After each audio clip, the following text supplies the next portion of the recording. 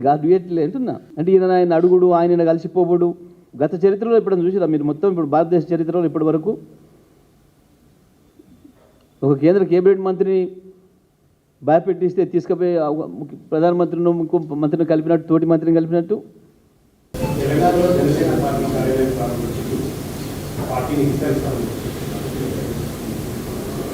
ఎందుకు తెలంగాణలో ఒక్కనే, భారతదేశం అందరూ పెట్టుకోవచ్చు, ప్రపంచం అందరూ పెట్టుకోవచ్చు, మాకేం పెద్దలు లేదు.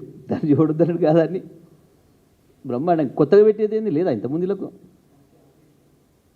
అసలు పుట్టినప్పుడే ఇక్కడ పుట్టినామని చెప్పే కదా. మీరంతా మర్చిపోయారా ఏంది? మీరంతా యాదమరుస్తుర్రు.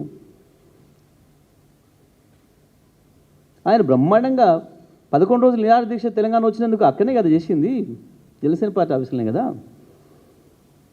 11 రోజులు నిరాహార దీక్ష చేసిన అని చెప్పి ఆనందం లేదు నేను తెలంగాణ వచ్చినందుకు, అమరవీరుల త్యాగాన్ని నిరసనగా అని చెప్పి కదా. ఈ కొత్తగా పెట్టినట్టు ప్రకటించుడేంది, మీరు మీరు మీరు ప్రచారం చేసుడేంది? చాలా ఆశ్చర్యంగా ఉంది.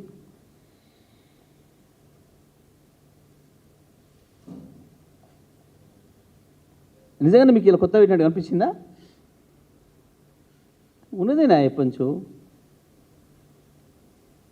ఓటు ఏదో ఉన్నట్టు లేని ఉన్నట్టు సృష్టించి ఉన్నది లేనట్టు ఓ డ్రామా కంపెనీ పెట్టి ఆయన వస్తానంటే ఈయన ఆపిందంటే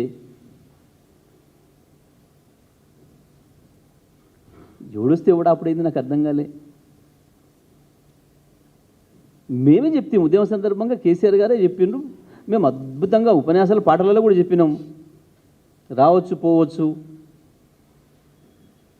రొయ్యలు అమ్ముకోవచ్చు, బియ్యం అందుకోవచ్చు అని చెప్తే కొత్తగా వచ్చేదేంది, ఇప్పుడు కొత్తగా పెట్టేదేంది? పుట్టి పెరిగిందే ఈడ, తిన్నదే ఈ తిండి, తాగేది ఈ నీళ్ళు, ఆ శరీరం అంతా నిర్మాణమైంది ఈ తెలంగాణ సొమ్ముతోని. కొత్తగా అయ్యేది, కొత్తగా వచ్చేది. ఎవడో తిక్కలోడు మాట్లాడతాడు తెలియలేక, ఈ రావద్దు ఆడికి రావద్దు అని, లేదా మ్యాచ్ ఫిక్సింగ్లో మాట్లాడుకుంటారు.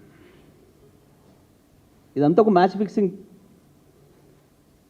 మోడీ, చంద్రబాబు, రేవంత్ రెడ్డి, జనసేన ఇవన్నీ ఒకటే టీం, ఇవన్నీ కలిపి ఆడుతున్న నాటకాలు తెలంగాణలో.